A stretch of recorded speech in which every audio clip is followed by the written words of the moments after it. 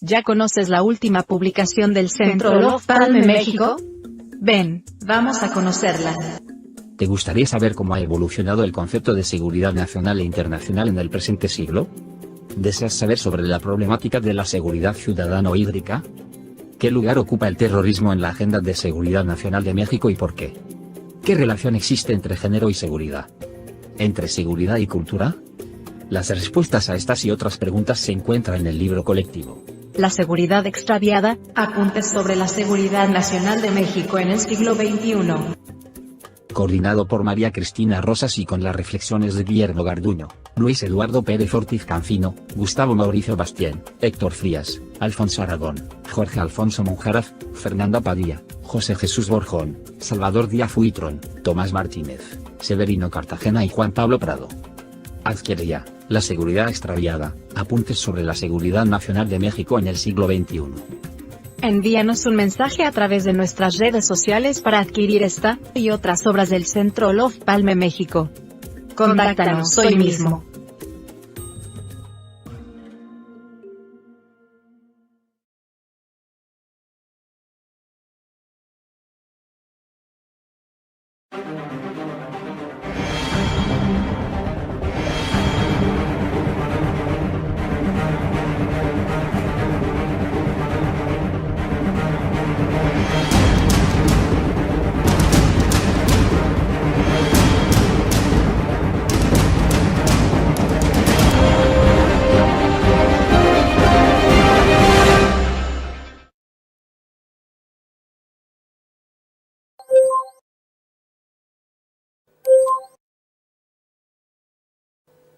Buenos días. Lo recibimos con mucho gusto en una sesión más de los seminarios organizados por el Centro de Análisis e Investigación sobre Paz, Seguridad y Desarrollo Olof Palme, alrededor del tema general, el COVID-19 y la gestión de crisis en un mundo complejo. Soy María Cristina Rosas y hoy tengo el gusto de dar la más cordial bienvenida a tres connotados expertos que estarán analizando los impactos del COVID-19 en la democracia. Recibimos con mucho aprecio, además están en diferentes usos horarios, a Carlos Malamud, a Ruth Diamín y a Javier Oliva Posada. Quiero mencionar rápidamente algunos datos curriculares de nuestros invitados. Carlos Malamud es investigador principal del Real Instituto Elcano y catedrático de Historia de América en la Universidad Nacional de Educación a Distancia. Miembro de la Academia Nacional de la Historia de Argentina, ha sido seleccionado como uno de los 50 intelectuales iberoamericanos más influyentes, según Es Global. Ha sido Senior Associate Member en el St. Anthony's College de la Universidad de Oxford e investigador visitante en la Universidad de los Andes y la Universidad de Itela. Entre 1996 y 2002 fue subdirector del Instituto Universitario Ortega y Gasset y director de su programa de América Latina. También ha sido director del Observatorio de Seguridad en el mismo instituto y subdirector del Observatorio Electoral de América Latina de Nueva Mayoría, doctor en Historia de América por la Universidad Complutense de Madrid. Comenzó su carrera académica investigando sobre la historia económica del periodo colonial de España y América Latina y luego se especializó en la historia política de América Latina de los siglos XIX y XX. Ha sido profesor en la Universidad Complutense de Madrid y en San Pablo CEU, miembro del Consejo Asesor del Instituto de Cultura de la Fundación MAPFRE. Actualmente combina su trabajo como historiador con el de analista político y de las relaciones internacionales de América Latina. Bienvenido, Carlos Malamud, un gusto verte en esta oportunidad. Ruth Diamín es profesora en la Universidad Torcuato Di Tella y es investigadora principal del Consejo Nacional de Investigaciones Científicas y Tecnológicas. Actualmente coordina el proyecto Tiempo de Cambios y el nuevo rol de las Fuerzas Armadas en Cuba. Entre 2003 y 2005 fue asesora del Ministerio de Defensa de la República Argentina. Fue investigadora en el Program Creating Communities in the Americas, coordinado por el Woodrow Wilson Center for International Scholars, con sede en Washington, D.C. y en el National Democratic Institute. Diamint fue visiting professor en la Universidad de Columbia y obtuvo diversas becas para sus investigaciones, como la beca Fulbright, la del Woodrow Wilson International Center for Scholars, el programa PIF del gobierno canadiense, la Fundación Tinker, la Comisión de Naciones Unidas para los Estudios sobre la Paz y el US Studies Center for US Mexican Studies de la Universidad de California en San Diego. Fue miembro del Advisory Board on Disarmament Matters, que asesora al secretario general de las Naciones Unidas. Fue consultora en la Fundación Arias para la Paz y el Progreso Humano en Costa Rica, ProCivil, el Banco Interamericano de Desarrollo, la Ford Foundation, el WOLA, el Washington Office on Latin America, y es miembro del Comité Consultivo del Club de Madrid. Bienvenida, Ruth, un placer tenerte en esta oportunidad. Finalmente, Javier Oliva, profesor titular de tiempo completo en la Facultad de Ciencias Políticas y Sociales de la UNAM y actualmente preside la División de Estudios Profesionales de la misma institución. Imparte cursos de ciencia política, movimientos sociales, actores políticos, a nivel licenciatura, posgrado, seminarios de teoría política contemporánea. Es doctor en ciencia política por la misma facultad, maestro en estudios latinoamericanos. Tiene residencias de investigación postdoctoral en el Instituto de Estudios Políticos Sciences Po en París, estudios sobre sistema político y doctrina militar, estudios de doctorado en sociología del derecho en la Universidad del Lecce en Italia, y asesor y conferencista en el Colegio de la Defensa Nacional de la Sedena en el área de teoría del Estado, profesor y conferencista en el Centro de Estudios Superiores Navales de la Secretaría de Marina Armada de México en el área de seguridad internacional. Él es coordinador del Diplomado en Defensa y Seguridad Nacionales en la Facultad de Ciencias Políticas de la UNAM, articulista en La Jornada, en El Sol de México, en Revista Vértigo, colaborador frecuente en diversos medios de comunicación, autor de los libros La Sociedad sin Partidos Políticos, coautor de la Secretaría de la Defensa Nacional en el esfuerzo de México contra el crimen organizado y es miembro del Sistema Nacional de Investigadores. Javier, un gusto tenerte con nosotros. Reitero para nuestros invitados, para quienes nos han venido siguiendo también a lo largo de estos seminarios virtuales, la dinámica. Cada uno de nuestros panelistas dispondrá de 15 minutos para hacer un planteamiento inicial sobre el tema que nos convoca. Posteriormente vamos a recoger preguntas que ustedes pueden plantear aquí en el chat de Zoom o también quienes nos otorgan el favor de su atención en Facebook pueden hacerlo en esa plataforma y acá las vamos a recoger.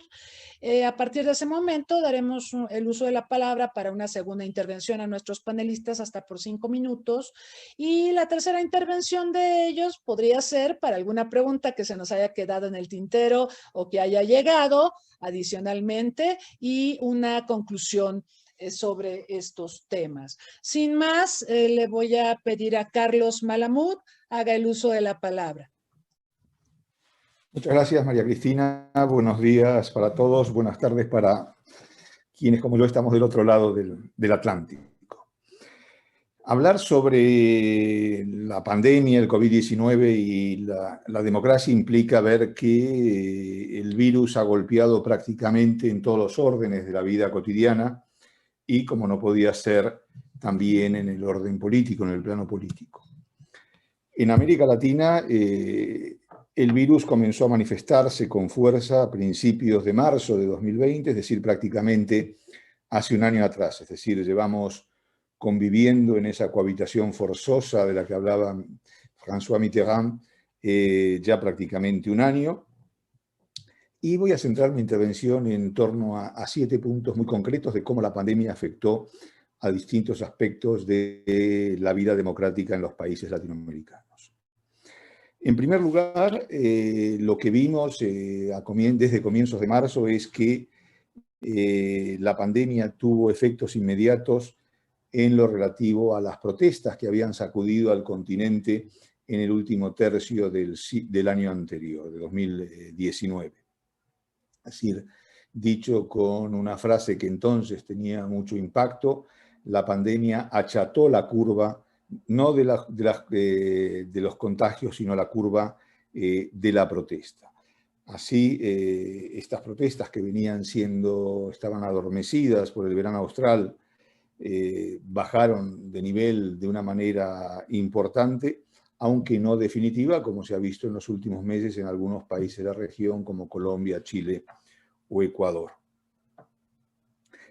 En segundo lugar, otro de los efectos iniciales sobre la vida política de la pandemia fue que en algunos países iniciaron o tuvieron lugar unos tímidos, aunque transitorios, lamentablemente de muy corta brevedad, unos tímidos intentos de diálogo entre gobiernos y oposiciones, pero estos intentos de diálogo fueron rápidamente desplazados por la polarización y la crispación existente entre las fuerzas políticas y sobre todo entre gobierno y oposiciones.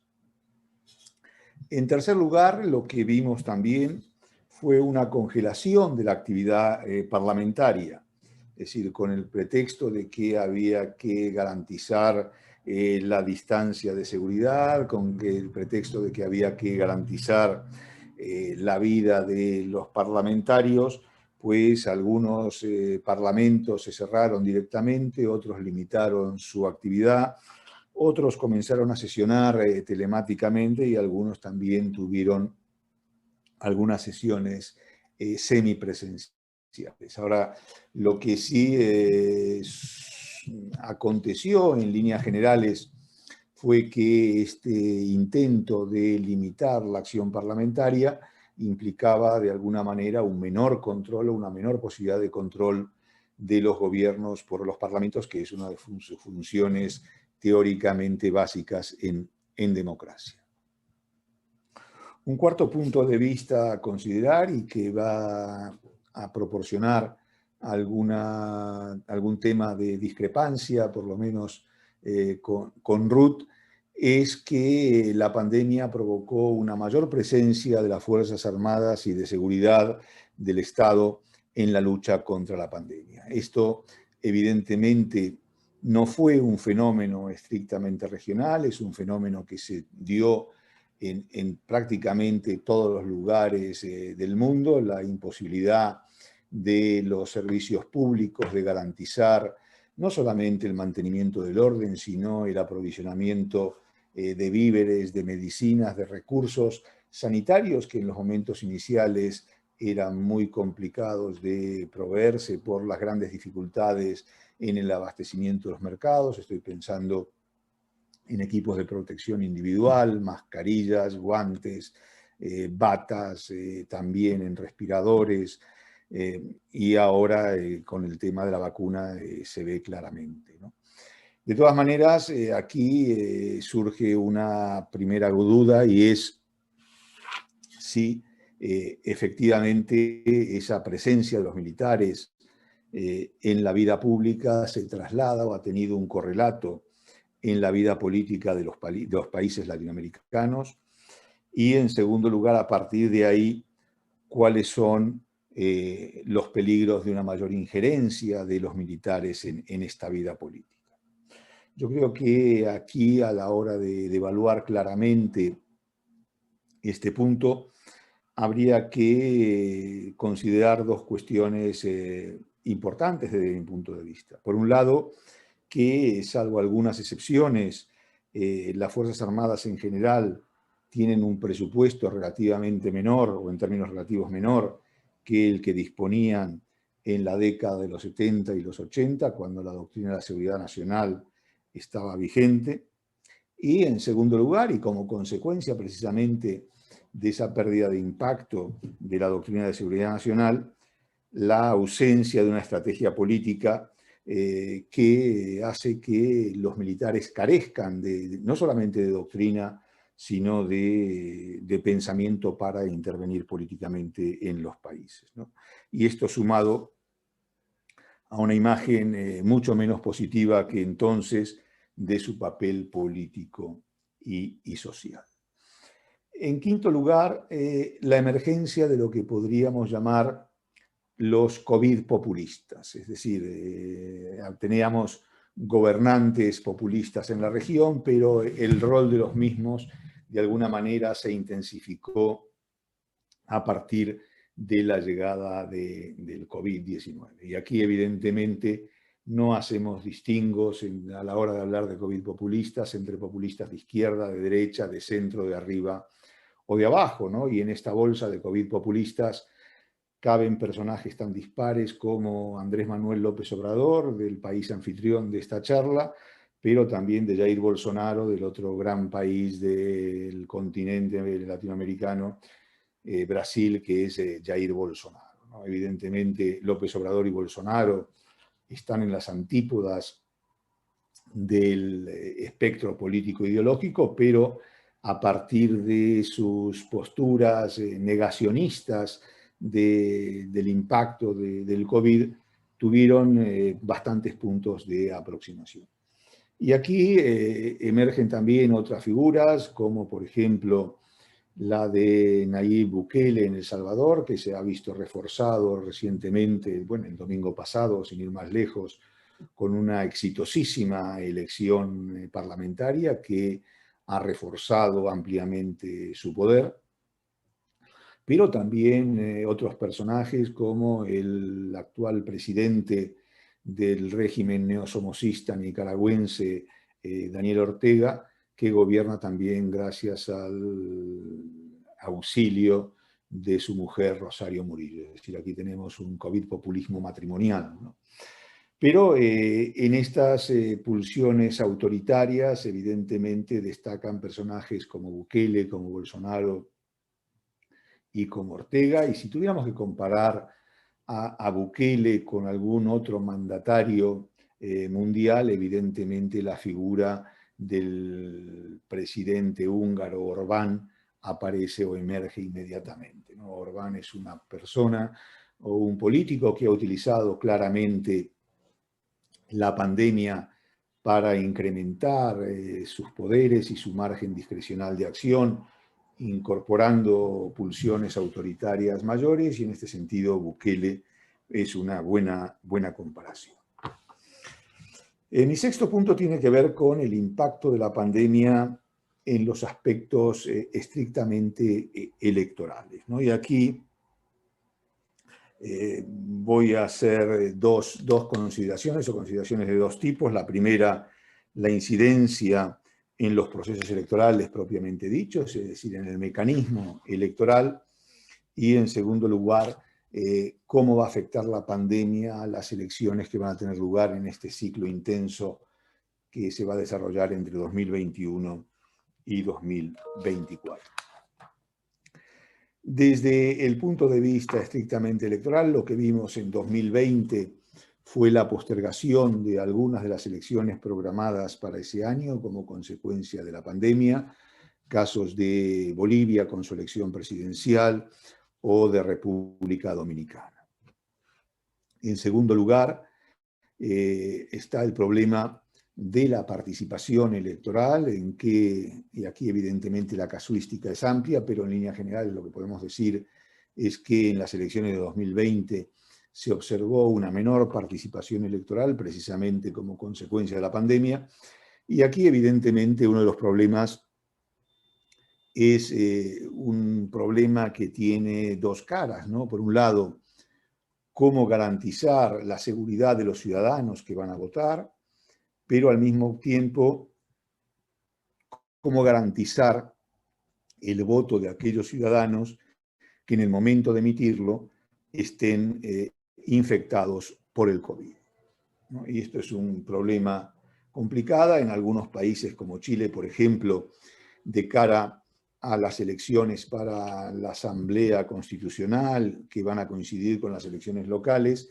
Se está pensando en ampliar el tiempo de votación. Generalmente o normalmente la jornada de votación en Chile es de un día, y en este caso se va a ampliar, o se piensa ampliarla, a 2 jornadas consecutivas.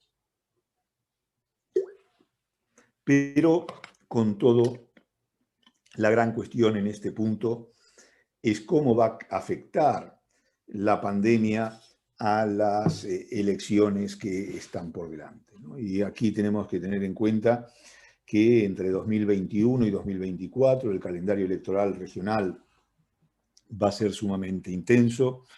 Todos los países de la región salvo Bolivia, que acaba de votar a finales de 2020, y Cuba, por razones obvias que muy bien conoce Ruth, pues son las dos únicas excepciones, pero sin embargo, evidentemente a esto hay que añadir otro hecho importante, y es que no solamente estamos hablando de elecciones presidenciales, sino que también hay un gran cúmulo de elecciones legislativas, de elecciones locales, de elecciones regionales, de referéndum constitucionales, algunos previstos como el de Chile, otros potenciales como el de Perú, y esto hace que la actividad electoral sea intensa, ¿no? Entonces, por ejemplo, tenemos este año 2 elecciones legislativas de medio término muy importantes en México y Argentina, donde los dos gobiernos se juegan de alguna manera todo su capital político y el futuro político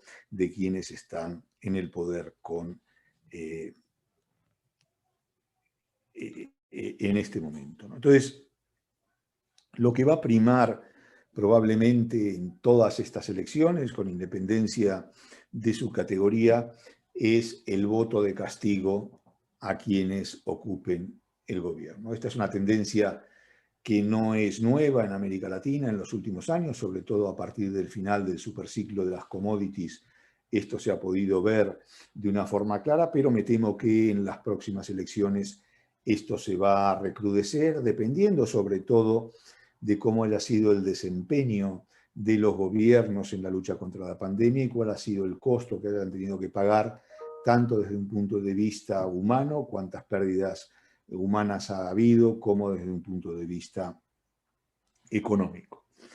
Aquí, evidentemente, el golpe va a ser a todos por igual, pero, como decía antes, el voto de castigo va a depender de la gestión.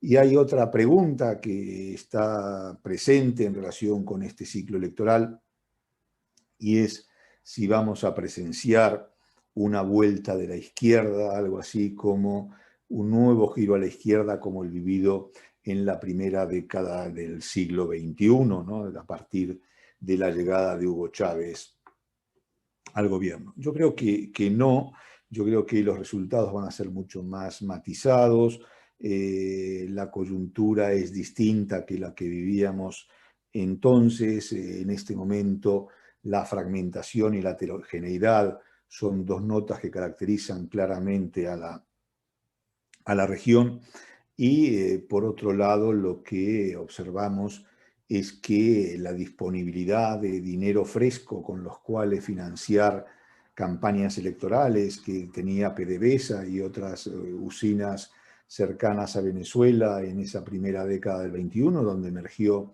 el bolivarianismo, pues en este momento es una fuente que está agotada y por lo tanto va a ser más complicado que haya un vuelco general en un sentido concreto, ¿no? Es verdad que todos los oficialismos van a sufrir, salvo creo en 2 casos muy concretos, que son Venezuela y Nicaragua, salvo que cambien las reglas electorales, porque si no cambian las reglas electorales y los usos y costumbres de los gobiernos, me temo que el fraude va a caracterizar las próximas elecciones y por lo tanto la continuidad va a estar garantizada. Y finalmente, el último punto tiene que ver con si es necesario o no que en los países latinoamericanos se replantee un nuevo contrato social, ¿no? Es decir, yo creo que la situación que va a estar marcada por el final de la pandemia y la reconstrucción posterior va a ser muy complicada. Desde el inicio de la pandemia, el punto de partida de los gobiernos, no solamente con aparatos sanitarios, en muchos casos muy rudimentarios y deficitarios, sino sobre todo con un menor margen de maniobra económico, fiscal, presupuestario, hace que la situación vaya a ser realmente complicada, no solamente por el deterioro de las condiciones sociales, sino también por el deterioro político. Y aquí, evidentemente, esa necesidad de un nuevo contrato social yo creo que va a emerger con fuerza en buena parte de los países de la región. sin olvidarnos evidentemente que si esto se lleva adelante, el papel de las élites va a ser fundamental. Si las élites no acompañan este proceso, evidentemente va a fracasar. Y aquí una última reflexión que tiene que ver con otro de los impactos del COVID-19, que tiene su correlato político también, que es el actual proceso de vacunación, ¿no? Es decir, lo que estamos viendo en la mayor parte de los países latinoamericanos es un atraso bastante sensible en los procesos de vacunación y un atraso sensible agravado, entre otras cuestiones, por el fracaso de todos los mecanismos de integración regional. La integración regional ha sido el gran pagano de esta situación, primero en la lucha inicial contra la pandemia, donde el COVID egoísmo fue la nota característica, y en el tema de las vacunas otra vez, ¿no? Es decir, es cierto que los grandes países occidentales, los países más desarrollados, han hecho un acopio importante de vacunas,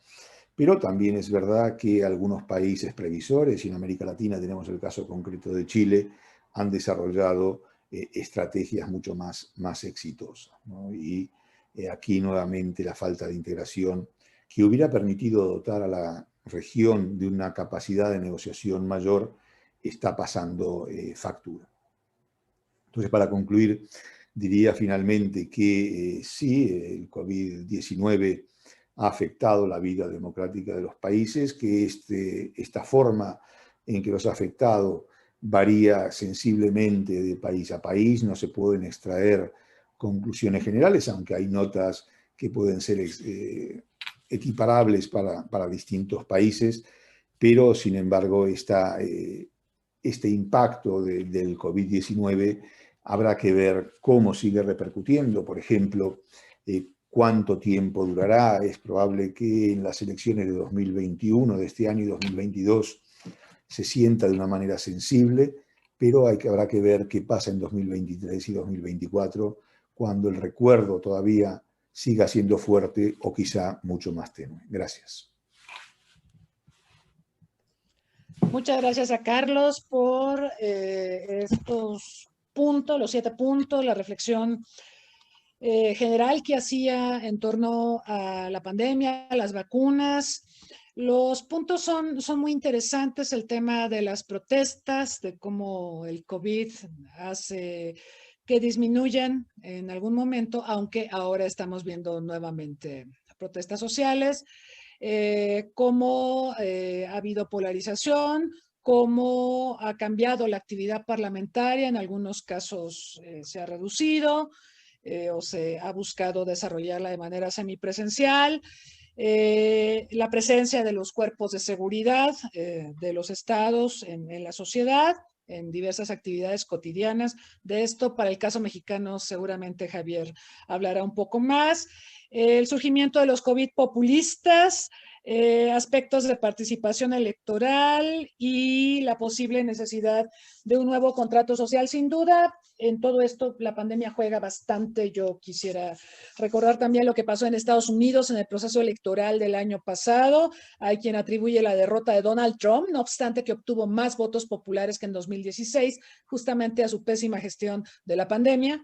Y por otro lado tenemos ejemplos como el de Jacinda Ardern en Nueva Zelanda, que tuvo una victoria aplastante en octubre, a tal punto que desde los 60 no se veía una victoria tan copiosa de parte del Partido Laborista, y no tuvo necesidad de hacer coalición para formar gobierno. Y muchos consideran que su victoria aplastante tuvo que ver con una exitosísima campaña de manejo de la pandemia. Así que hay varios aspectos a ponderar.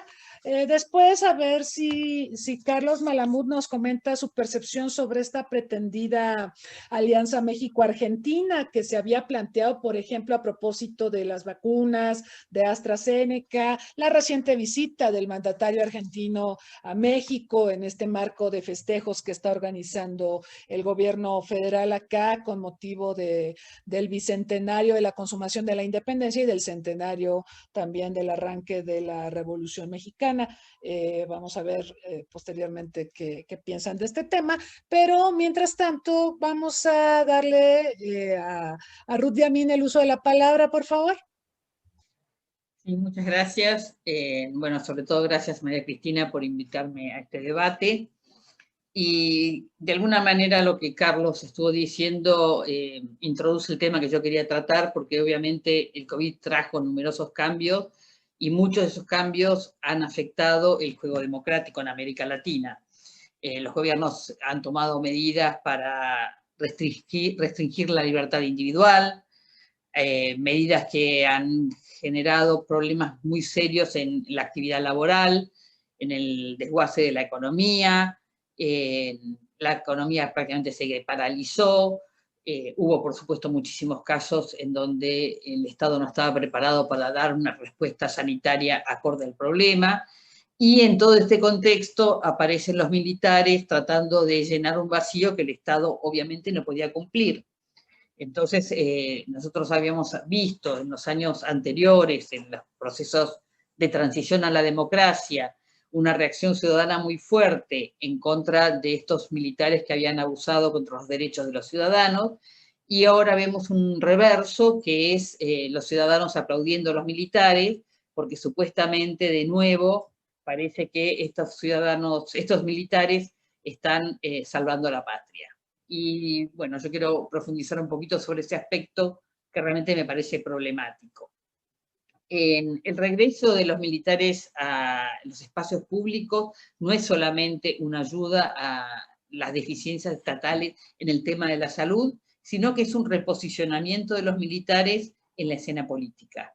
Digo, esto no sucedió solamente con el COVID, hace 20 años que los militares han cambiado su estrategia, que antes estaba centrada en los golpes militares, también de alguna manera facilitados o apoyados desde Estados Unidos, y que han penetrado en la escena política desde un lugar diferente, que es el de acordar con los jefes de Estado, que los tienen como fuerza de soporte para su propia presidencia. Ahora, no es que las Fuerzas Armadas responden a la Constitución o a la legalidad o a las leyes propias, sino que en realidad se adecúan al mandato de un presidente o de un partido político. Y esto vuelve a mostrar una falla en la institucionalidad democrática, que es tan importante. La utilización además de militares en la cuestión de la salud pública es una cuestión que tiene poca racionalidad desde el lugar del gasto, porque duplica esfuerzos. O sea, uno puede decir, bueno, ¿por qué los militares tienen que estar haciendo ollas populares para alimentar a poblaciones carentes? O porque tienen que estar vacunando cuando hay un montón de estudiantes de medicina que lo harían mucho mejor que los militares, y es porque de alguna manera vuelven a prevalecer esos valores que yo diría están muy cerca de una lógica militar, la jerarquía, el orden, la disciplina, y se supone que no se puede recurrir a los ciudadanos y se recurre a las Fuerzas Armadas. Es además también un mal gasto en el sentido de sus funciones, porque las Fuerzas Armadas están preparadas para combatir un enemigo similar que esté atacando las bases del Estado, y no para proveer de seguridad a quien esté de alguna manera atacado por un crimen común o organizado. O sea, no son las entidades que están preparadas para combatir el crimen. Y esto realmente trae un problema. Y acá quiero hacer sí una pequeña digresión respecto a lo que planteaba Carlos. No es que esté totalmente en oposición a lo que él decía, sino que me parece que vale la pena hacer una aclaración. Y para esto voy a recurrir, digo, es cierto que la utilización de militares no solamente se ha hecho en América Latina, ha sido prácticamente en todos los países del mundo o en todas las regiones que esto ha estado presente. Y quiero citar una frase del presidente de Francia, de Emmanuel Macron, que decía, y lo voy a citar: estamos en guerra, sí, en una guerra sanitaria. No luchamos ni contra un ejército ni contra otra nación, pero el enemigo está aquí, invisible, esquivo y avanzando. Eso requiere de nuestra movilización general. estamos en guerra. Tanto Francia como España, Gran Bretaña, Estados Unidos y otros países han recurrido a esta lógica, a esta imagen de la guerra. Y entonces no es una peculiaridad que en América Latina también se haya recurrido, pero el problema es que en América Latina, yo creo que esto también quedó bastante claro de la presentación de Carlos, hay una ficción democrática. No hay una verdadera democracia, una verdadera república donde se respete la división de poderes.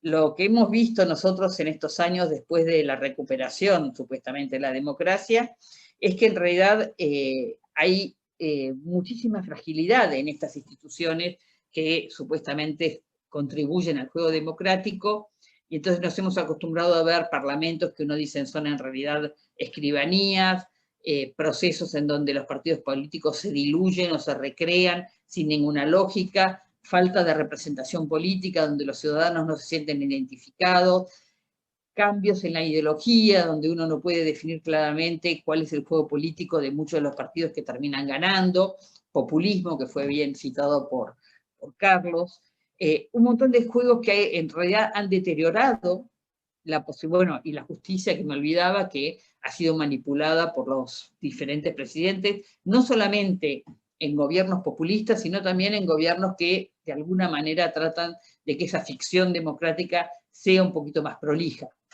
Entonces tenemos, frente a una debilidad estatal muy fuerte, este empoderamiento de la Fuerza Armada que vuelven al espacio público y que vuelven bajo los aplausos ciudadanos. Los ciudadanos han perdido la posibilidad o la capacidad de criticar o de por lo menos supervisar estas actividades de los militares por este miedo tan fuerte que ha introducido toda la lógica del COVID. O sea, con el miedo se logra limitar los derechos humanos, limitar la rendición de cuentas, limitar la división de poderes y de alguna manera implicar a las Fuerzas Armadas en tareas para las cuales tampoco están preparadas. Entonces vemos que México es un buen ejemplo, ¿no? Porque esto lo ha vivido muy directamente con el tema de la seguridad pública. Seguramente Javier va a poder referirse con más detalle, pero lo que hemos visto es que para combatir problemas que no son afines a la función estrictamente militar, las Fuerzas Armadas no son eficientes, como no van a ser eficientes tampoco en la cuestión del COVID. Al contrario, digamos, lo que se está tratando de proteger son los servicios médicos que están trabajando excesivamente, fuera de horario, sin descanso, y que sin embargo en muchos de los países de América Latina no han conseguido vacunarse. O sea que siguen trabajando en condiciones precarias. Las Fuerzas Armadas no están en mejor situación, ni tienen mejor capacidad de respuesta que el servicio público médico o privado médico que existe en estos países. El otro problema que yo veo con esta expansión de funciones de las Fuerzas Armadas es que hay una naturalización de la violencia.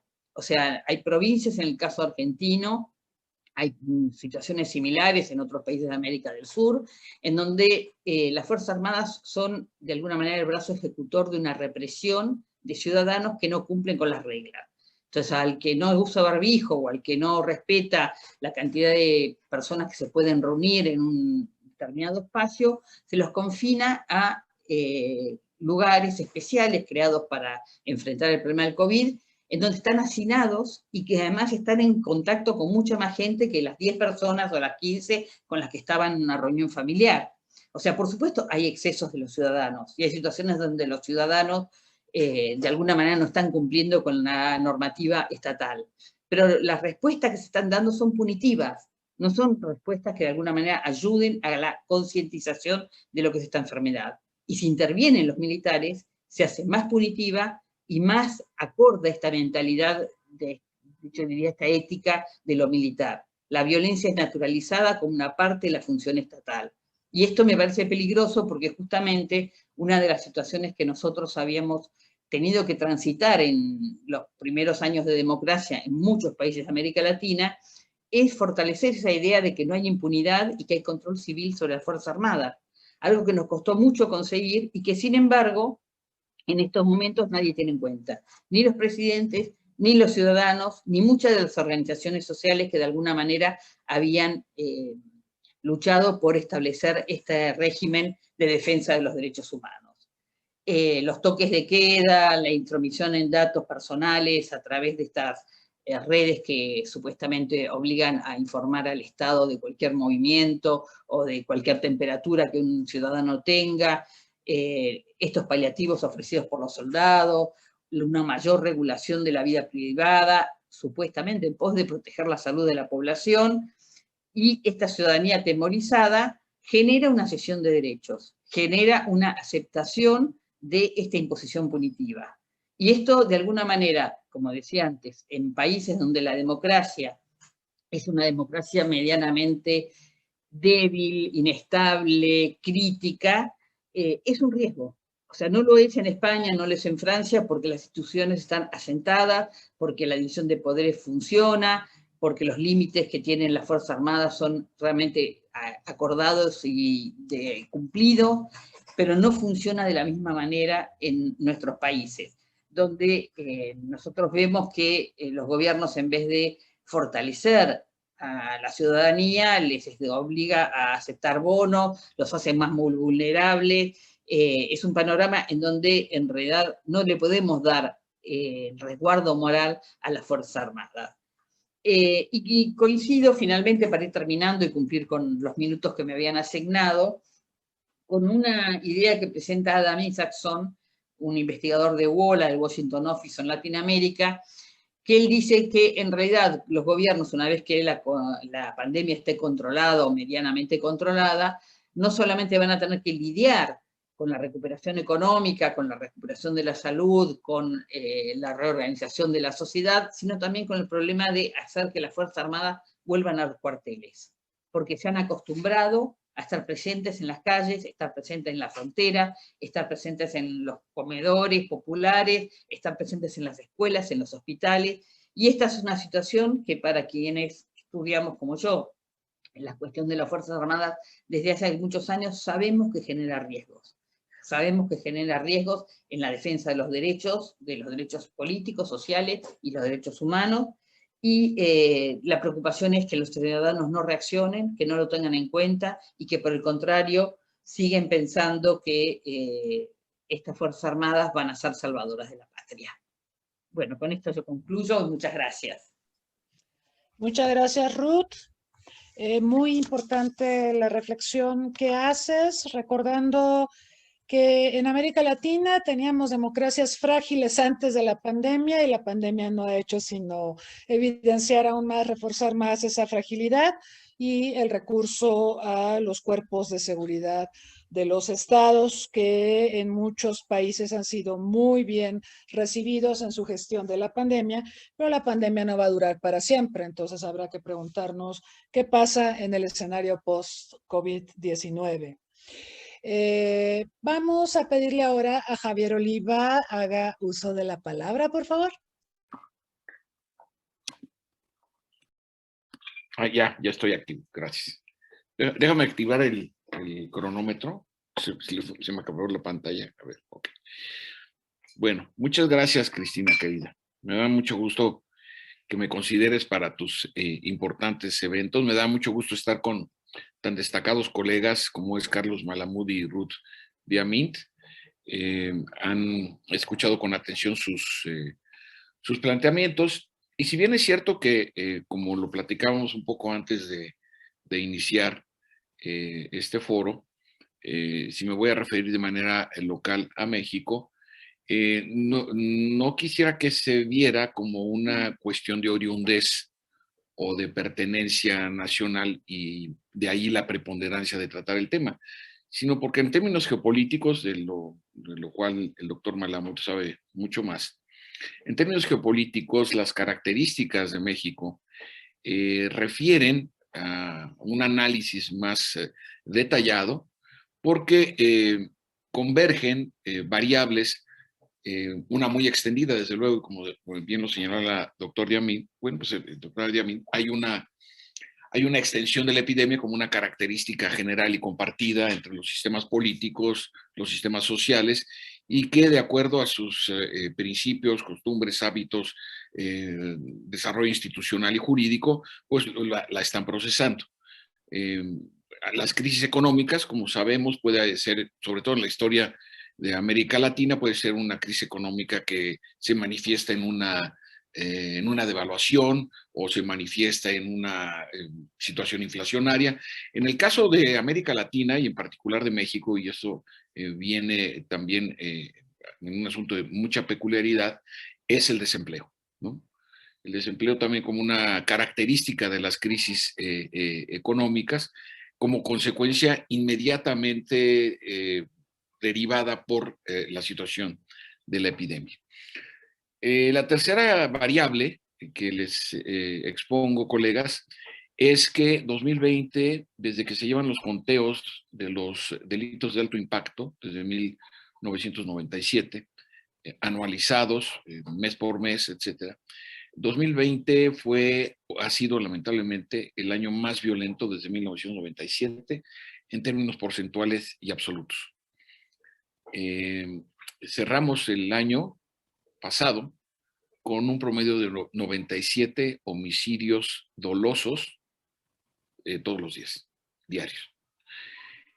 Entonces, procesar la epidemia en una cresta de violencia de estas características, pues evidentemente genera una dinámica mucho más peculiar, en un momento más la voy a intentar describir, respecto de la comparación de otros casos, incluyendo los latinoamericanos.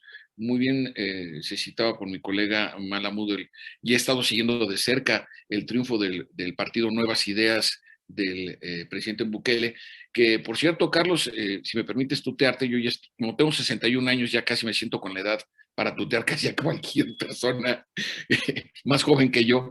Entonces, Carlos, fíjate que hay un dato muy interesante en las elecciones de El Salvador. Si bien es cierto que avanza mucho el partido Nuevas Ideas, tiene un abstencionismo de poco más del 68%. O sea, es decir, sí es un avance electoral representativo, pero en términos de legitimidad me parece absolutamente cuestionable, ¿no? Digo, en términos analíticos. Pero bueno, nada, me desvío del caso salvadoreño, que le estoy dando seguimiento puntual. La cuarta variable, y esto es importante compartirlo con nuestros colegas que nos hacen el favor de acompañarnos desde otras latitudes, México, por su dinámica jurídica electoral, este 6 de junio vamos a tener las elecciones más concurridas en dos sentidos de toda la historia del México contemporáneo. Se van a poner en juego en números redondos, Carlos, Ruth, 23,000 cargos de elección popular, contando los consejos municipales o cabildos, las presidencias municipales, 15 gobernaturas, los congresos locales y además la Cámara de Diputados, que cuenta con 500 asientos. De tal manera, solo de las 32 estados de la República o provincias que componen la República Mexicana, solamente 2 no van a tener procesos electorales locales, que las tuvieron en octubre del año pasado. Pero además de esto, por un asunto exclusivamente demográfico, estamos convocados a las urnas la mayor cantidad de mexicanas y mexicanos en toda nuestra historia. Somos alrededor de 87 millones de personas que vamos a ir a votar. Entonces, esta variable de suyo en el contexto de epidemia tiene su peculiaridad. Y el otro asunto muy importante es la variable del cambio de gobierno en la Casa Blanca. No es lo mismo enojarse desde Miraflores o desde el Palacio Rosado o desde la Moncloa con los Estados Unidos que pelearse desde el Palacio Nacional con 3,000 kilómetros de frontera común, ¿no? O tener diferencias. Y esta es una de las peculiaridades, me parece, en donde el caso mexicano, insisto, en términos de análisis comparativo a nivel internacional respecto de la epidemia, sí nos convoca a un análisis más detallado. Como ustedes sabrán, colegas, en días pasados se llevó a cabo la primera reunión virtual, desde luego, entre el presidente Joseph Biden y el presidente Andrés Manuel López Obrador. Horas antes, yo tengo muy estudiado la forma en la que proceden las estructuras políticas estadounidenses. Siempre hay alguna filtración, algún posicionamiento que puede sacudir o condicionar la reunión bilateral, y en este caso no fue la excepción. La Casa Blanca, a través de su vocera, señaló que Estados Unidos no estaba en disposición de ofrecer o aportar vacunas a México. Y bueno, no solamente es una posición lógica, cualquier gobierno lo haría, pero sí es importante que lo haya hecho menos de 24 horas antes de que se sentaran en sus respectivos despachos a tener una conversación López Obrador y Biden. Dicho esto, entonces hago una recapitulación, porque en este contexto de la epidemia, si vamos a tener un proceso electoral tan concurrido, en un país donde el 30% de la población es semirural, ¿cómo se van a acercar los planteamientos de los partidos políticos, de las candidatas y candidatos? En México es muy frecuente, como lo vimos en la elección presidencial de los Estados Unidos, la realización de mítines, de concentraciones, y que en México, como sabemos, y en buena parte del mundo, desafortunadamente, la epidemia está absolutamente fuera de control. Entonces, en estas condiciones, este proceso, porque además tenemos casi 10, es la mayor cantidad también, esta es otra variable, la mayor cantidad de partidos políticos que están registrados en la boleta. Me parece, si no me falla el dato, son 11. Entonces, evidentemente, esto genera un condicionamiento en términos de la legitimidad, ¿no? Es decir, yo estoy como estudiosos de estos temas, bueno, no quiero ser pretencioso, como aficionado a estos temas, el porcentaje de abstención, por ejemplo, ¿no? Es decir, el hecho de estar formado tal vez una hora o más, no para recibir la vacuna, para poder sufragar. Es decir, el temor justificado de que ciudadanas y ciudadanos de cualquier edad, en México se puede votar a partir de los 18 años, estén formados con una distancia de 2 metros y sea una hilera que pueda abarcar más de 300 metros, ¿no?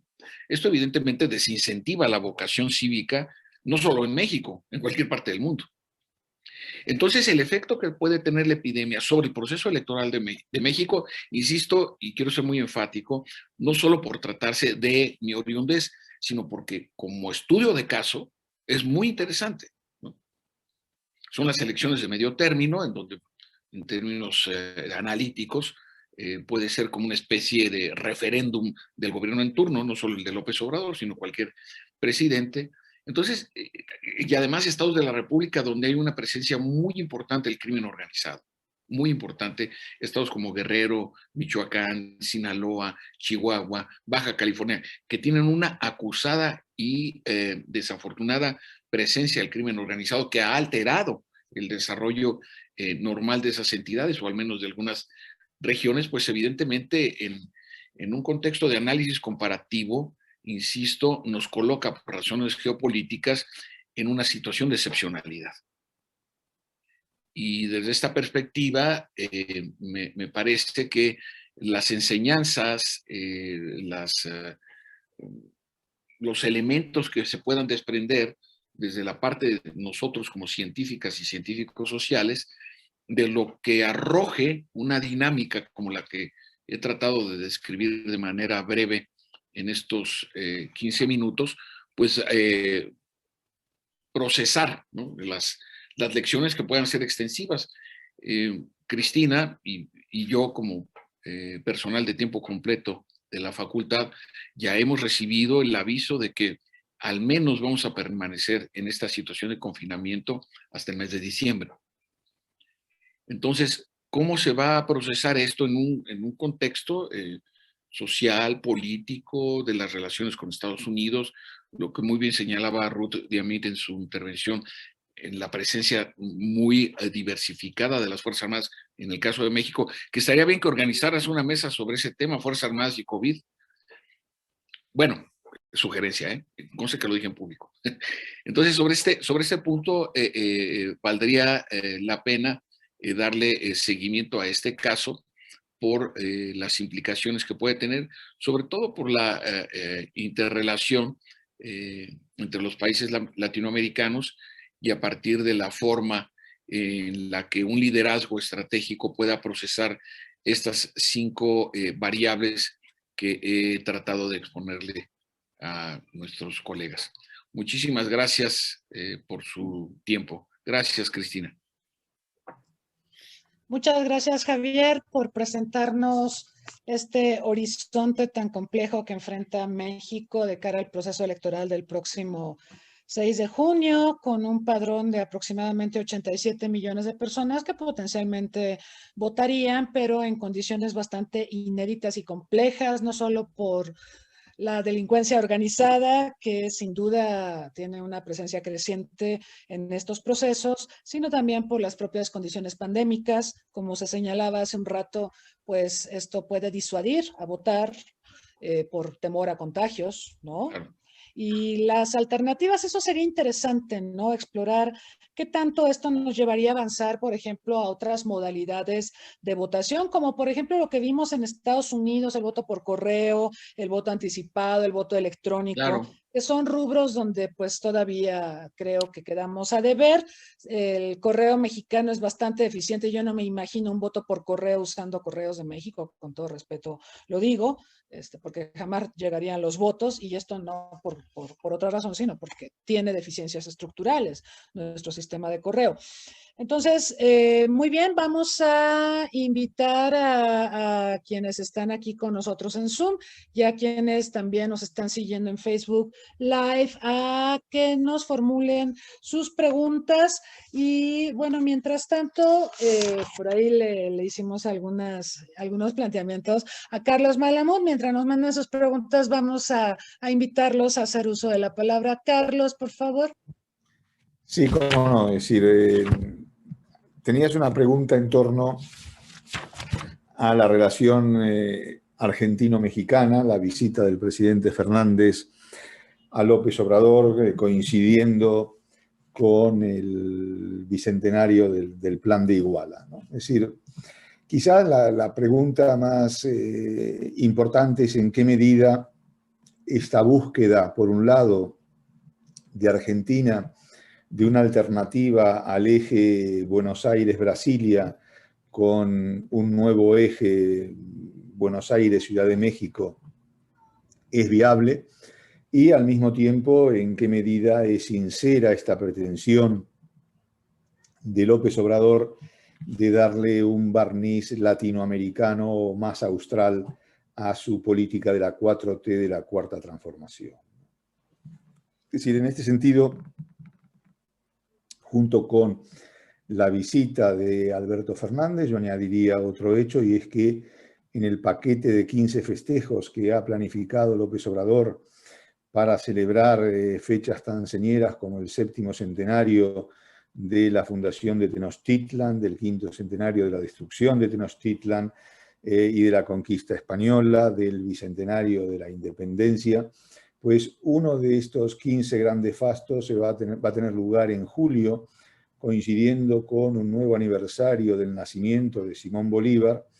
Y evidentemente uno podría preguntarse, bueno, ¿qué pinta Bolívar en México? ¿Qué pinta Bolívar o qué ha pintado Bolívar en la historia mexicana? En realidad ha pintado bastante poco, más allá de el traslado del Congreso de Panamá en 1826 a tierras mexicanas durante un breve lapso de tiempo. Pero en líneas generales, la Nueva España, es decir, el Virreinato de la Nueva España o México luego, estaba fuera del radar de incidencia de la acción de Simón Bolívar. Pero así todo, López Obrador, como en su día hizo Lula, insisten en vincular a Bolívar por ese componente teóricamente latinoamericano e integracionista que tiene, y dotar así de un barniz regional a una política que de regional la mexicana tiene bastante poco, ¿no? Es decir, lo hemos visto primero con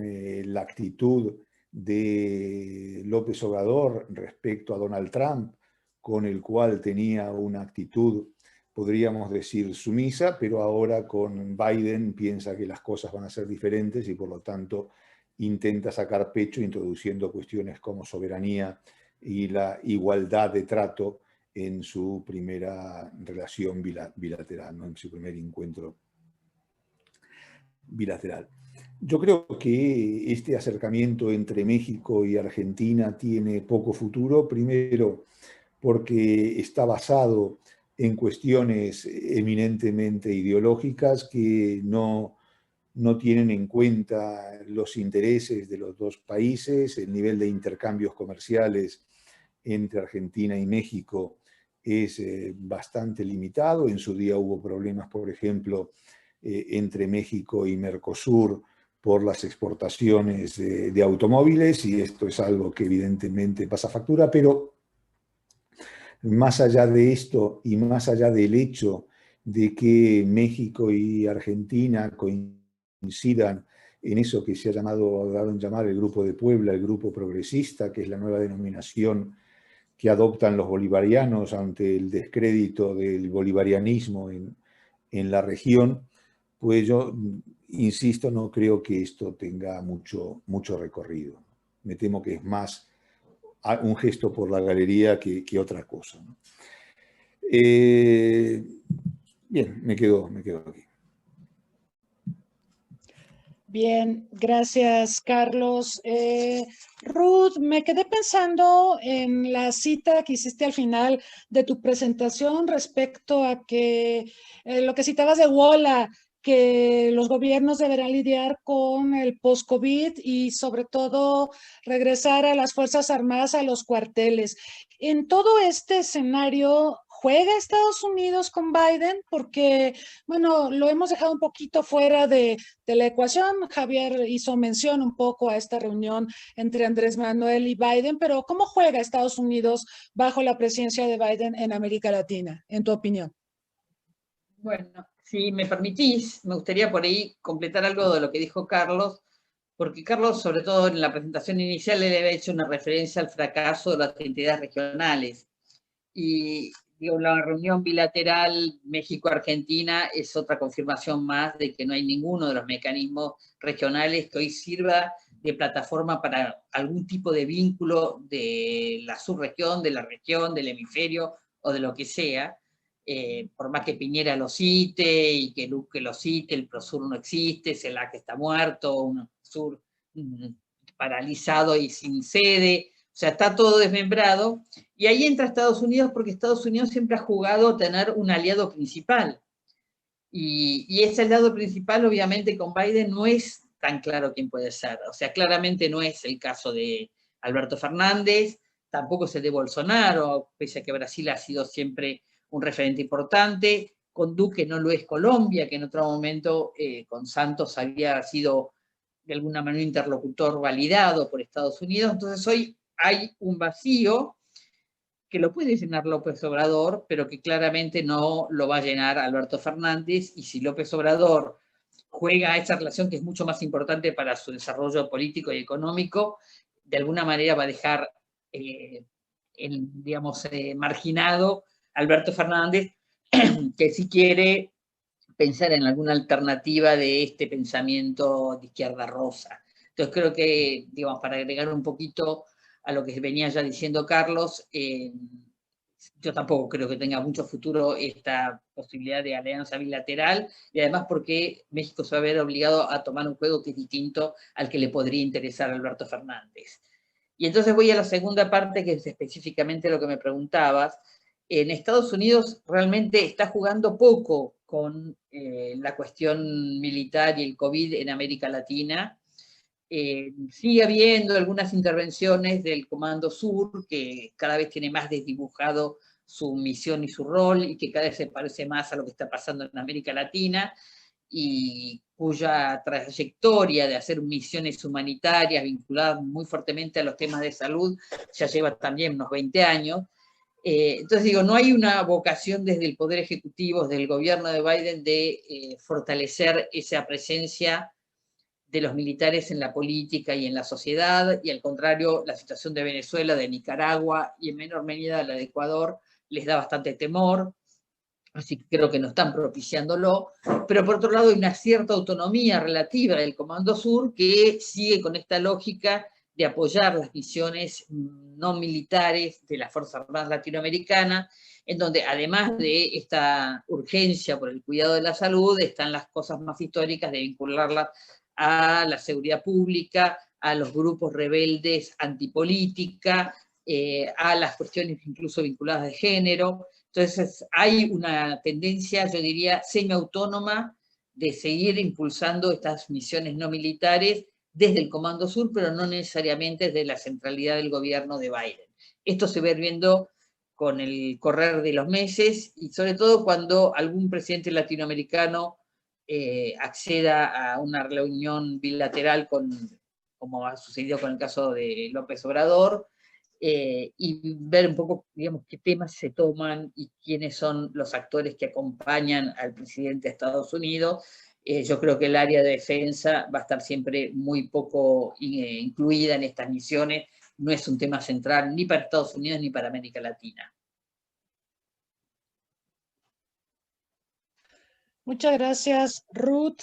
Me hiciste pensar también en algo que se estilaba todavía hasta antes de Donald Trump, las famosas cumbres de las Américas, en donde se buscaba una cierta concertación entre Estados Unidos y los países del continente americano, pero que se debilitaron mucho precisamente por esta falta de institucionalidad de Donald Trump. Habrá que reflexionar respecto a si, siendo Biden una persona tan institucional, le volverá a dar juego a las cumbres, a las Américas, las cumbres de las Américas o el Americas Summit. Eso también lo podríamos comentar en un rato más.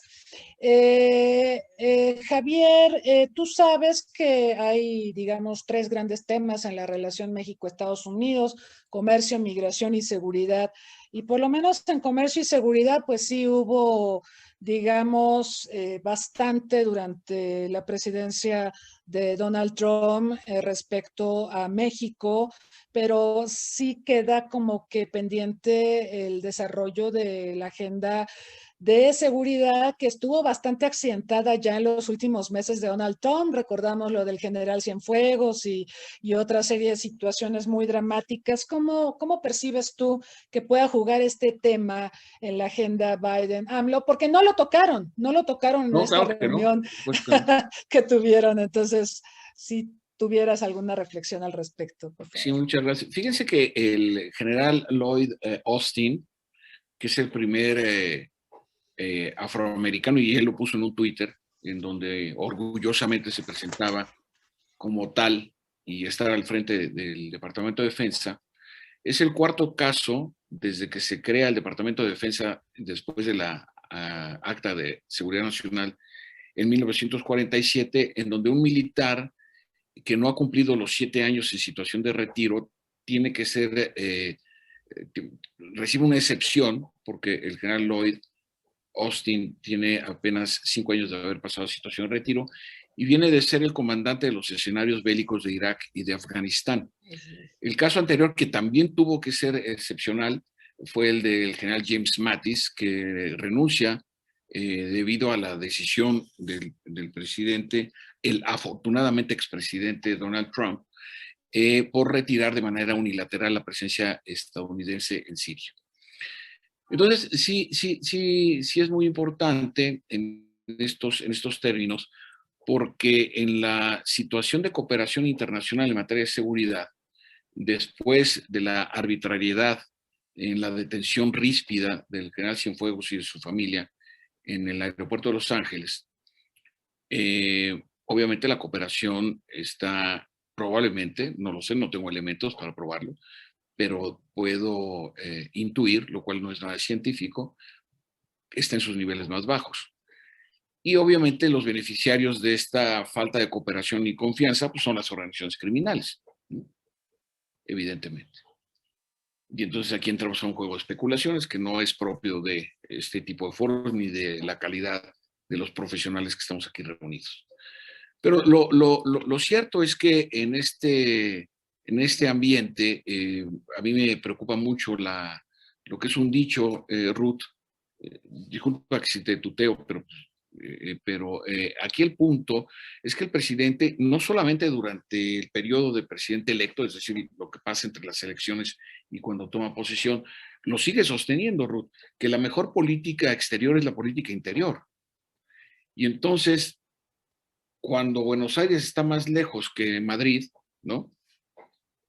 Pues evidentemente la visión, el alcance, las posibilidades de construir, a mí me parece un sinsentido, lo he escrito y lo he dicho, aprovecho este privilegiado foro, la Secretaría de Relaciones Exteriores, cuando el presidente de la República, López Obrador, ordena a través del Diario Oficial de la Federación recorte a todas las secretarías, Ruth, desaparece la Subsecretaría de América del Norte en pleno proceso de negociación del Tratado de Libre Comercio con Donald Trump.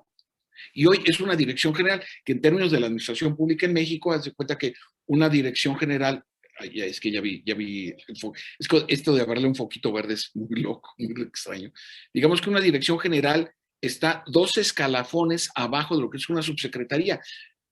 ¿En qué cabeza cabe suprimir la Subsecretaría de América del Norte cuando formamos parte no solo del Comando Norte, para hablar en términos de administración militar, sino formamos parte de un tratado de libre comercio? Tenemos una dirección general, Ruth, por caridad de Dios. Bien dice Carlos Malam, bueno, en ese sentido, la retórica de un acercamiento con Argentina, ¿qué elementos o qué argumentos tiene? Hay que recordar que nuestro fracasado estratega contra el COVID, López-Gatell, que por cierto sigue confinado por el tema de la epidemia, estuvo en Buenos Aires y no se supo bien a bien cuáles fueron los acuerdos, y no entro en especulaciones, pero lo cierto es que en alguna medida el eje político, electoral, como se está moviendo en América Latina, en nuestros países, pues nos llama la atención en ese sentido la desarticulación.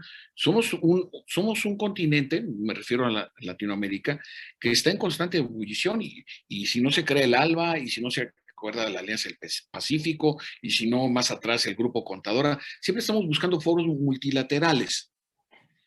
Pero ¿cuál es el efecto? ¿Cuál es la consecuencia? O sea, ¿en qué se traduce, por decirlo así, en estos términos? Entonces, por eso los efectos de la epidemia, pues México es un islote de cooperación, de intercambio. Por primera vez, y se los digo, por primera vez en la historia de México reciente, la UNAM padeció un recorte severo presupuestal. Si esto lo hubiera hecho Peña Nieto o Calderón o Fox, los universitarios están involucrados en la calle con todo y epidemia. Nadie ha hecho nada. Entonces tú recortas el presupuesto para el desarrollo de ciencia y tecnología de la principal universidad del país, pues claro que andas pidiendo limosnas de vacunas. No hay otra explicación. Gracias. Perdón que me apasione, colegas, pero la situación en mi país, no porque sea yo de México, está muy dramática. No, Javier, la verdad que la situación en tu país lo amerita, ¿no?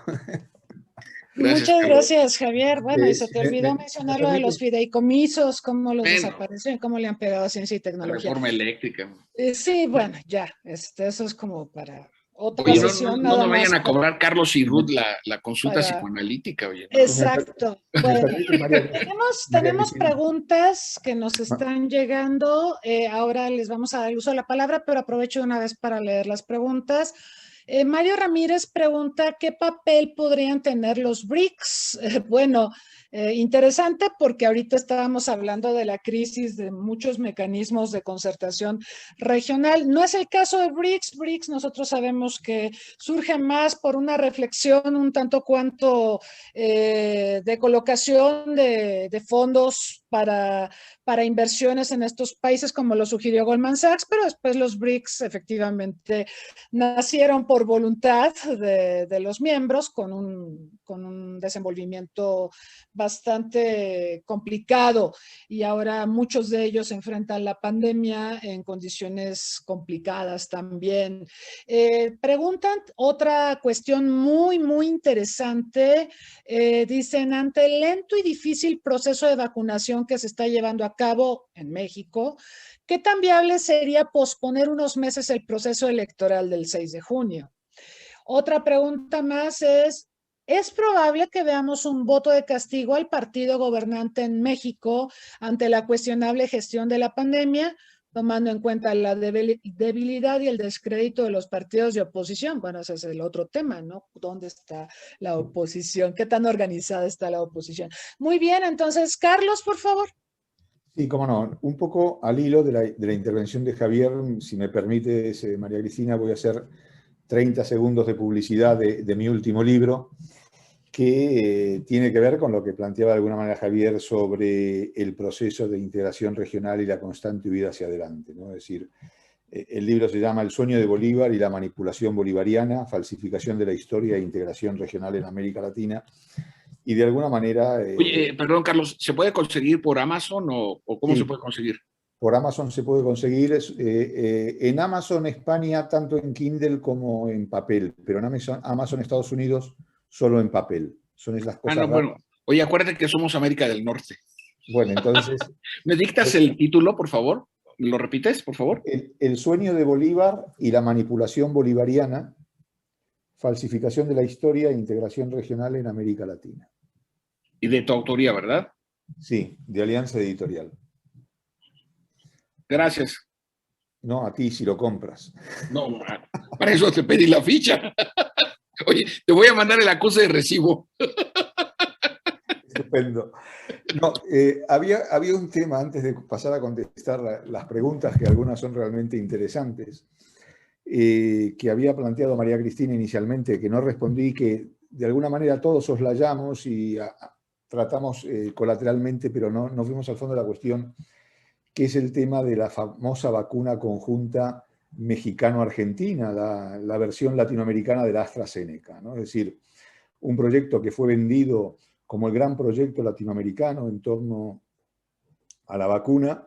Lo que habría que recordar primero es que la investigación original no se desarrolló en América Latina. En América Latina, como con otras vacunas, lo que hubo fue experimentación en torno a la viabilidad de la misma, pero no a su desarrollo original.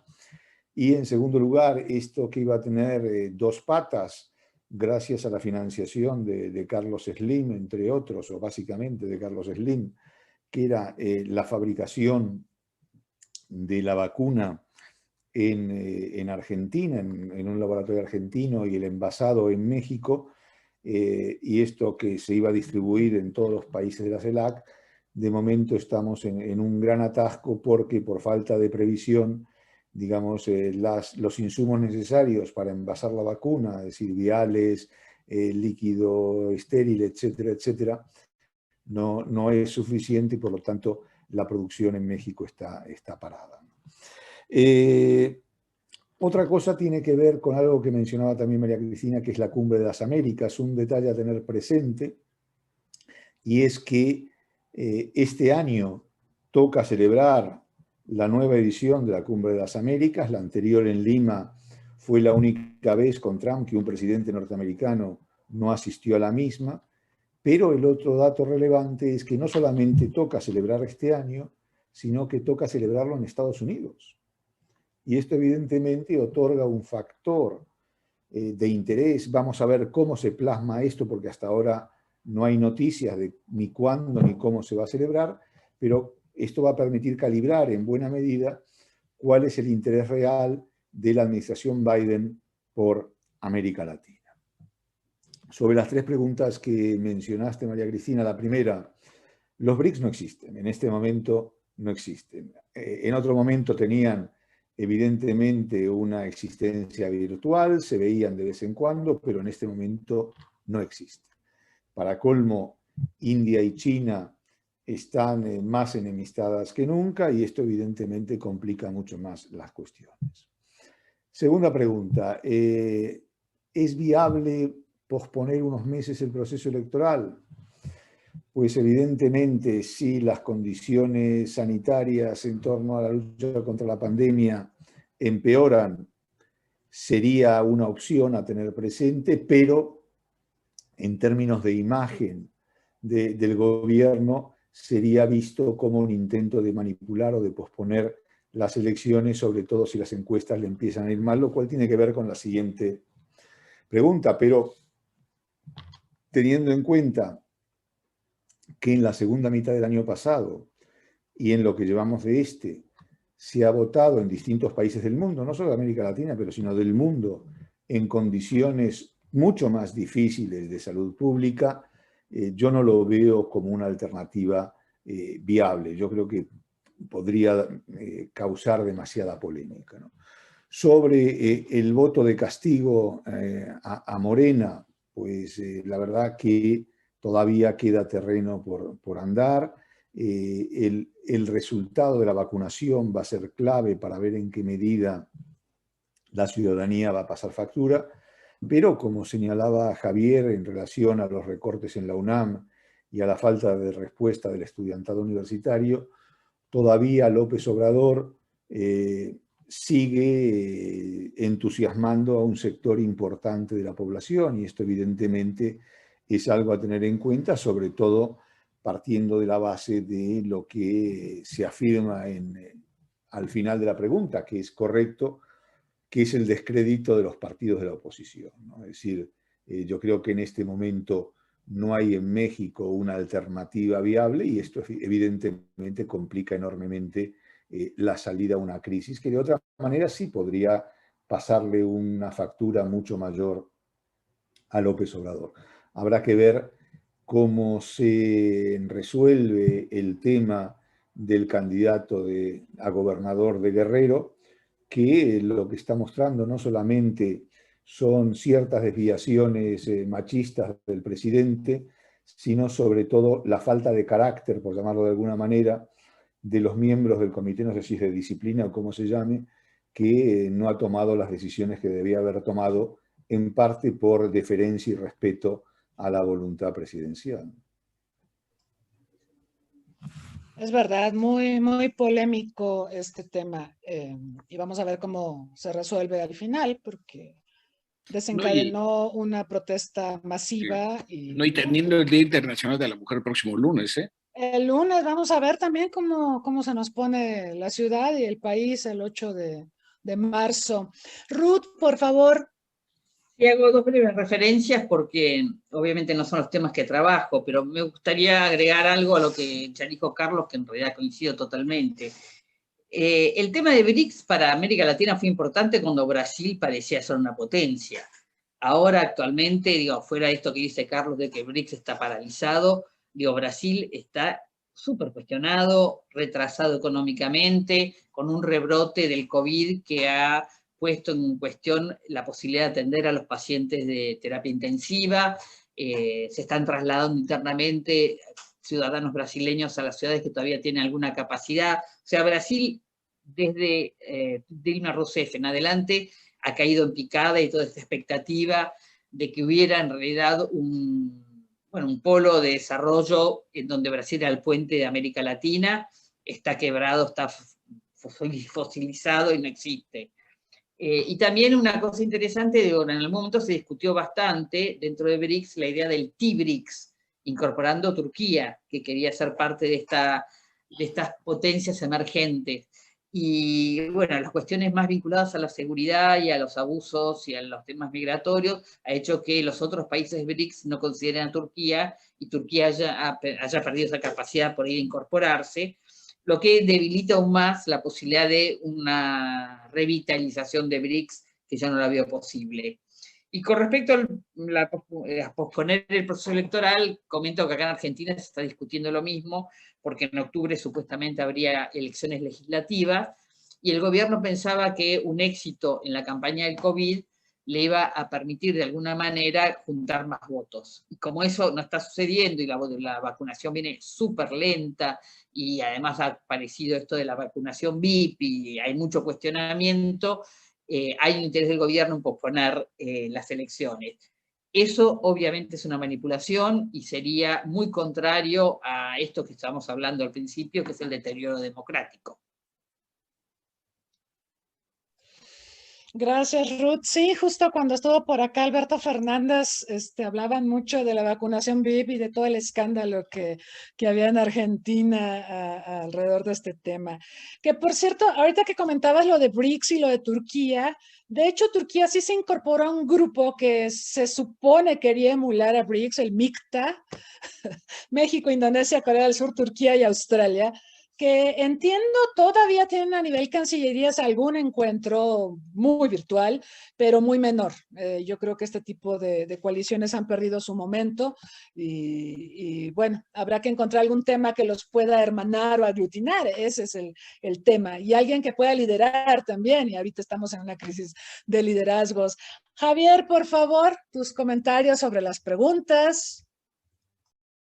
Bueno, pues aunque no lo creas, Carlos, te estoy pidiendo ya tu libro, ¿eh?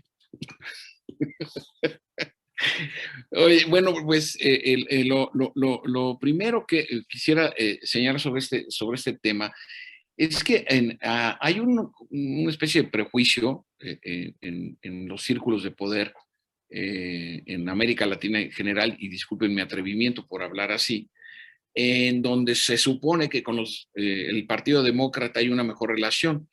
Y está demostrado que la inercia, como lo conoce mucho mejor nuestra amiga Cristina Rosas que yo, son mucho más injerencistas a través de sus agencias de promoción de la democracia, los derechos humanos, el medio ambiente, que son causas muy respetables, desde luego, pero que tienen otro tipo de finalidades, ¿no? Y en esas condiciones, lo que nosotros podemos comenzar a observar, y porque desde luego es una carta que influye en las relaciones, pero además también de los compromisos. En México, fíjense, muy, muy interesante, colegas, les comparto, he comenzado a observar, a leer. Yo literalmente toda mi vida académica me he dedicado a estos temas, al igual que ustedes. Es muy interesante observar cómo hay como ciertos elementos, opiniones de que México se vuelva algo así como socio observador de la OTAN, como no ha sido Colombia, Japón en su momento, que me parece una muy mala idea, por las relaciones que tenemos con Rusia, las relaciones que tenemos con China, ¿no? Sobre todo, y que el ubicarnos en un contexto geopolítico y militar en ese sentido no me parece que sea la mejor idea. Sin embargo, hay como una propensión, ¿no? Se está articulando esta inercia de argumentación para ir en ese sentido.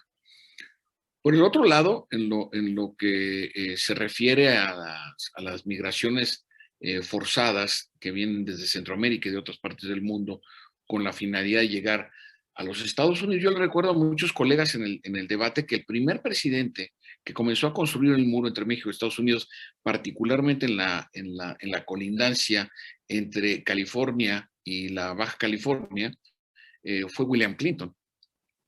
Ahí se comenzó a construir el muro.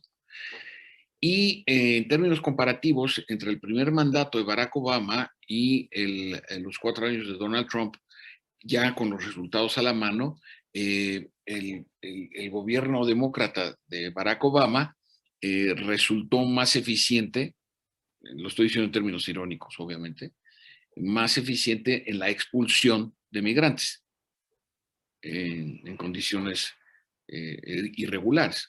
Entonces, esta idea de que los demócratas son más aperturistas, en fin, es una... No sé cómo han construido esta imagen. Yo he visto mucho, obviamente, de los planteamientos del Partido Republicano.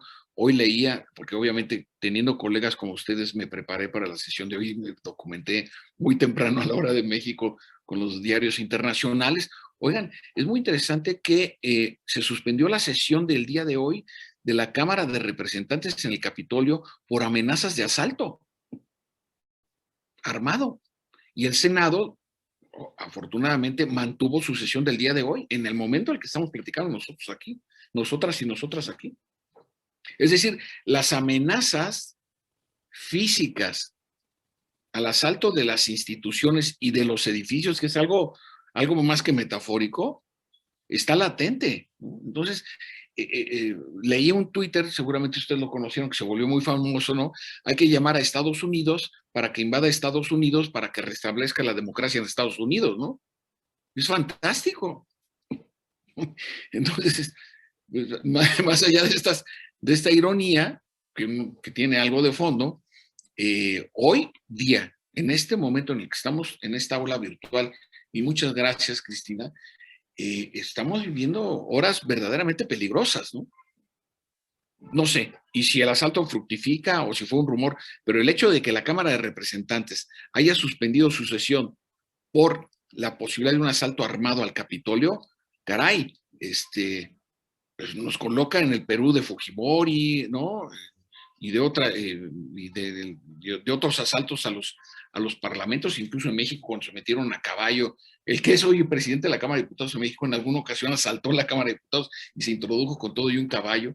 Entonces, es un desafío que en condiciones de la epidemia, que quiero suponer que es una apariencia, debilita los valores de la institucionalidad de nuestras democracias, y ahora sí me refiero al continente americano, sin exceptuar a la democracia anglosajona. Gracias, colegas. Muchas gracias, Javier. Bueno, esto que mencionas habla de la polarización social y también pensando en el caso de Estados Unidos del trumpismo sin Trump. Este tipo de divisiones, de asaltos a las instituciones, esta crisis de instituciones que también fue condicionada por el propio Trump. Cuando funcionaron las instituciones, Trump así lo reconoció, pero cuando pierde las elecciones, las instituciones no sirven, ¿no? Y eso es lo que se dedicó a decir desde noviembre pasado. En fin. ¿Ya conoces las publicaciones del Centro Olof Palme? Te invitamos a conocer Seguridad Amplia o Militarización, rumbo a una agenda de seguridad nacional para México. Bajo la autoría de 10 especialistas, coordinados por María Cristina Rosas.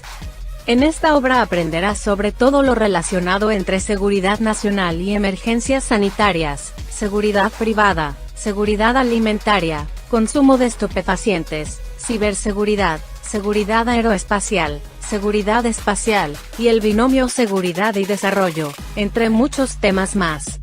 Adquiere ya, Seguridad Amplia o Militarización, rumbo a una agenda de seguridad nacional para México.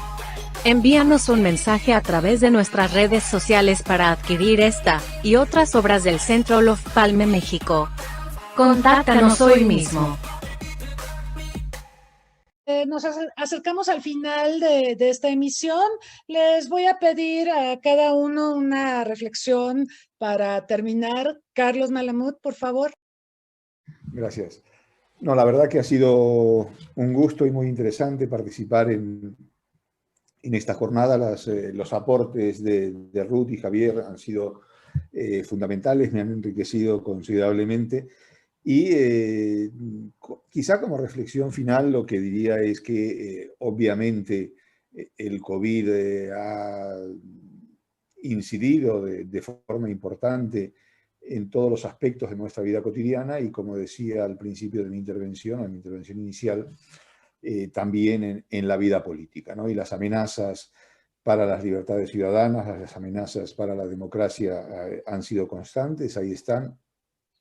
Esperemos que, pasado los efectos de la pandemia y ya restablecida la normalidad, si esto llega a ocurrir en algún momento, pues el genio que ha salido de la botella, del que hablaba Ruth, pueda ser vuelto a introducir nuevamente en su paquete, ¿no? en su envase.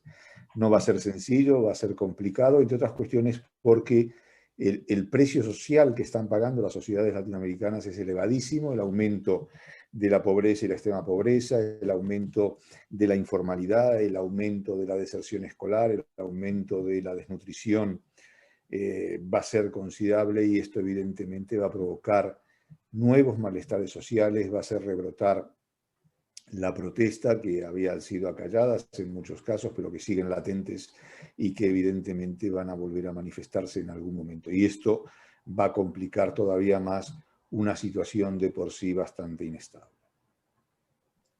Muchas gracias, Carlos. Ruth, por favor. Sí, gracias.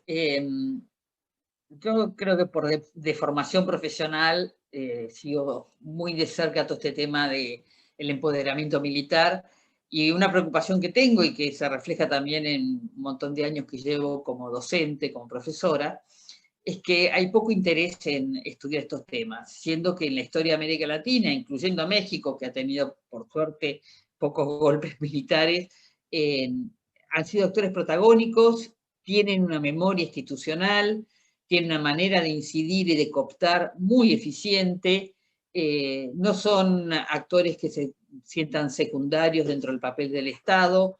El otro día también estaba participando de otra charla, y en realidad como espectadora, no como expositora, y había una presentación respecto a la vuelta de los militares en Brasil, y lo que yo les preguntaba, y estoy convencida que es así, es que en realidad los militares en América Latina no se fueron. O sea, no es que hay un regreso de los militares, sino que nunca se fueron, siempre mantuvieron estructuras de poder, de incidencia, de influencia, y en la mayoría de los casos no hay ningún reconocimiento de los errores, no solamente en el tema de derechos humanos, sino en sus errores políticos, en la administración del Estado, en la organización de la sociedad, en la organización de las instituciones. O sea, es un actor muy central en las cuestiones de América Latina, y mi preocupación es que la gente en general no lo ve como un tema importante. Por eso digo, es una deformación profesional, no estoy de alguna manera tratando de reivindicar mi lugar, pero creo que vale la pena tenerlo en cuenta como un tema central de la consolidación o del fortalecimiento democrático en América Latina. Y por otra parte también me sumo a lo que Carlos decía, realmente fue muy buena todas las exposiciones, creo que los temas nos hicieron pensar en un montón de cuestiones, y te agradezco mucho, María Cristina, la invitación a participar. Muchas gracias, Ruth. Javier, por favor, una reflexión final. Primero, agradecerte, Cristina, que me hayas convocado a un foro con tan destacados colegas. Me siento muy reconocido de haber participado con ella y con él, con Carlos Malamud y con Ruth Diamín. Muchas gracias por el espacio. Esto por un lado, que es lo primero que hay que decir. Lo segundo, hacia dónde, desde mi perspectiva, hacia dónde vamos en términos de una tendencia general en el manejo de la epidemia y sus repercusiones en el ámbito social y político. Por una parte, me parece que hay una respuesta asintónica, como lo apuntaba la doctora Diamín, mientras hay países que están pudiendo procesar la vacunación de una manera exitosa, otros, lamentablemente México, en los estudios comparativos, todo lo que digo, como ustedes como científicas y científicos, lo tengo que documentar. México, comparativamente hablando, es uno de los peores gobiernos que ha gestionado la epidemia. Entonces, en esta representación tan desigual, ¿no?, de las políticas y programas para hacerle frente a la epidemia, nos encontramos en una situación en donde los efectos serán proporcionales. Es decir, algunas sociedades latinoamericanas los procesarán de alguna manera y de otra, dependiendo mucho, como bien apuntaba Ruth nuevamente, incluso por el liderazgo estratégico, me refiero por el perfil mismo del presidente. Aquí en México, Carlos, Ruth, no sé si estén enterados, hay una situación muy, muy seria y más que simbólica, delicada. En este momento, el secretario de Marina por segunda vez se infectó. El secretario de la Defensa antier anunció en un ejercicio de transparencia muy reconocible, porque lejos de especular de que si está o no está, dijo, a ver, miren, me acabo de hacer la segunda prueba, después de 10 días sigo infectado. Pero no solamente eso, en contrasentido, el responsable civil de López-Gatell, primero que estaba en el hospital, después que estaba en su casa, que tenía oxígeno. De veras, Ruth, un nivel de un manejo de una irresponsabilidad que lo único que genera es esa especulación, mientras que los mandos militares dicen, no, ya saben que estoy enfermo y estoy en mi casa. Entonces ahí también, y coincido contigo, yo toda mi vida me he dedicado a estudiar los temas de relaciones civiles militares. Si no transparentas la información como autoridad civil, ¿a qué estás abonando? Transferir la responsabilidad a quienes te comunican las cosas de manera directa. Entonces, colegas, qué fuerte es el hecho de que los tres ámbitos de la administración pública, civil y militar, en este momento estén confinados. Esto no es una broma, ¿eh? En México esto puede cobrar dimensiones de una verdadera tragedia.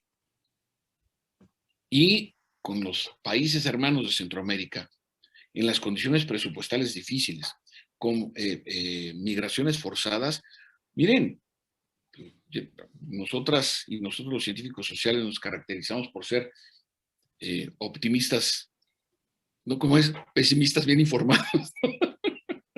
Entonces, Ese es un tema. Y pues bueno, ya con esto cierro, ya no les quiero robar más minutos. Muchísimas gracias, Cristina, por haberme invitado. Carlos, Malamud, salud en casa, Ruth y a mí, que tengan mucha salud en casa. Nos mantenemos en comunicación. Muchas gracias. Muchas gracias, Javier. Sin duda, los planteamientos de cada uno de ustedes enriquecen mucho las reflexiones, también para pensar en lo que será la próxima pandemia, que ha sido anticipada por la comunidad científica y necesitamos tener un aprendizaje relativamente rápido. Habrá que pensar qué pasa con nuestras instituciones, qué pasa con la democracia, y hay quien dice que nada volverá a ser igual después de esta pandemia. Muchas reflexiones, muchas gracias y gracias también a quienes nos han acompañado aquí en Zoom y en Facebook Live. Los invitamos, por supuesto, a la sesión de la próxima semana, donde vamos a estar analizando los impactos del COVID-19. ¿En qué creen? En la industria del entretenimiento, una de las industrias más golpeadas por la pandemia. Muchas gracias a todos. Feliz tarde y nos vemos pronto. A ti, Cristina. Hasta el próximo. Hasta luego, colegas. Gracias.